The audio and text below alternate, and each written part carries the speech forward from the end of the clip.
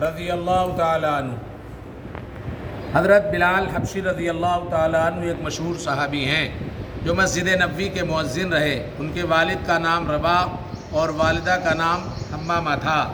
آپ رضی اللہ عنہ حبشی النسل تھے، اسلام کے ابتدائی دور میں ہی مسلمان ہو گئے تھے، مگر چونکہ وہ مشرکین مکہ کے غلام تھے اور وہ اس بات کو کسی طرح بھی برداشت نہ کر سکتے تھے کہ ایک غلام ان کے بتوں کو برا کہے۔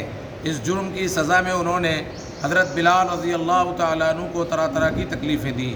کبھی ان کو سخت گرمی میں دوپہر کے وقت تپتی ہوئی ریت پر سیدھا لٹا کر ان کے سینے پر پتھر کی بڑی چٹان رکھ دی جاتی، تو کبھی زنجیروں میں باندھ کر کوڑے لگائے جاتے تاکہ اسلام سے پھر جائیں۔ مگر حضرت بلال رضی اللہ تعالیٰ عنہ ان سخت حالات میں بھی احد احد ہی کہتے تھے، یعنی خدا ایک ہے۔ حضرت ابوبکر صدیق رضی اللہ تعالیٰ عنہ نے جب ان کو اس حال میں دیکھا تو خرید کر آزاد کر دیا۔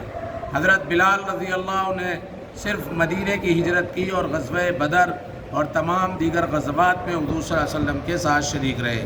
حضور صلی اللہ علیہ وسلم کی وفات کے بعد ملک شام چلے گئے اور سن 20 ہجری کے قریب دمشق میں وصال ہوا۔ اللہ کی قدرت، مٹی کے اندر چمکدار سونے کا پیدا ہونا۔ سونا ایک بہت ہی قیمتی دھات ہے جو پیلی اور چمکدار ہوتی ہے۔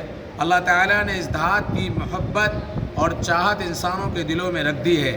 اسے اللہ تعالیٰ نے ایسا بنایا کہ اس میں کبھی زنگ نہیں لگتا۔ ذرا غور کیجئے کہ زمین سے جس سے کالا کوئلہ نکلتا ہے، چمکدار سونا کون نکالتا ہے؟ یقیناً یہ اللہ تعالیٰ ہی کی ذات ہے جو اپنی قدرت سے چمکدار سونا نکالتا ہے۔ ایک فرض کے بارے میں اللہ کے نزدیک پسندیدہ عمل۔ ایک آدمی نے آپ صلی اللہ علیہ وسلم سے عرض کیا، اللہ کے رسول، اسلام میں اللہ کے نزدیک سب سے زیادہ پسندیدہ عمل کیا ہے؟ آپ صلی اللہ علیہ وسلم نے فرمایا، نماز کو اس کے وقت پر ادا کرنا، اور جو شخص نماز کو جان بوجھ کر چھوڑ دے اس کا کوئی دین نہیں، اور نماز دین کا ستون ہے۔ ایک سنت کے بارے میں، عیادت کرنے کا سنت طریقہ۔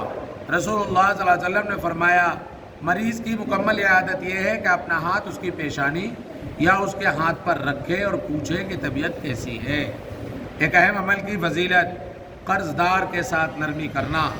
رسول اللہ صلی اللہ علیہ وسلم نے فرمایا، جو شخص قرض دار کو مہلت دے، یعنی قرض وصول کرنے میں نرمی کرے یا قرض معاف کر دے، تو اللہ تعالیٰ اس کو قیامت کے دن اپنے عرش کے سائے میں جگہ دے گا، جبکہ اس کے سوا کوئی سایہ نہ ہوگا۔ ایک گناہ کے بارے میں، مسلمان کی بے عزتی کی سزا۔ رسول اللہ صلی اللہ علیہ وسلم نے فرمایا، جس نے کسی مسلمان کی غیبت کی اور اس کی غیبت کے بدلے میں ایک لقمہ بھی کھایا تو قیامت کے دن اللہ تعالیٰ اس کو ایک لقمہ جہنم سے کھلائے گا۔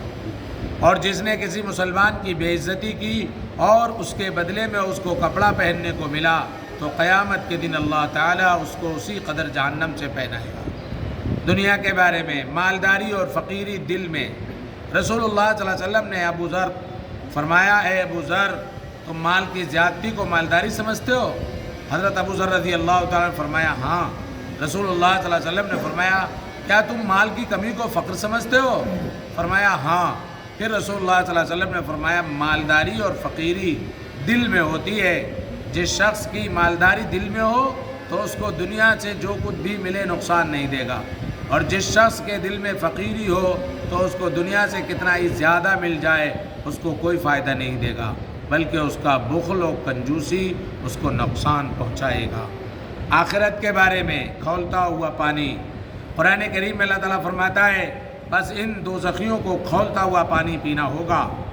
فائدہ، حضرت ضحاک رحمۃ اللہ علیہ فرماتے ہیں، یہ کھولتا ہوا پانی جو جہنمیوں کو پلایا جائے گا، اس وقت سے جوش مار رہا ہے، اس وقت سے جوش مار رہا ہے جب سے اللہ تعالیٰ نے آسمانوں اور زمین کو پیدا کیا ہے، اور یہ پانی اس وقت تک جوش مارتا رہے گا جب تک کہ دوزخیوں کو پلایا نہ جائے گا اور ان کے سروں پر ڈالا نہ جائے گا۔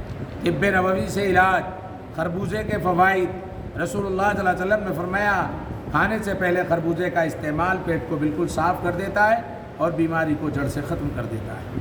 قرآن کی نصیحت، قرآن کریم میں اللہ تعالیٰ فرماتا ہے، تم نماز قائم کرو، زکوٰۃ ادا کرو، اور اللہ تعالیٰ کو اخلاص کے ساتھ قرض دیا کرو، یعنی اللہ کے راستے میں خرچ کیا کرو۔ اور جو نیک عمل تم اپنے لیے آگے بھیج دو گے تو اس کو اللہ تعالیٰ کے پاس پہنچ کر اس سے بہتر اور ثواب میں بڑھتا ہوا پاؤ گے، اور نیکی کر کے اللہ سے گناہ معاف کراتے رہو۔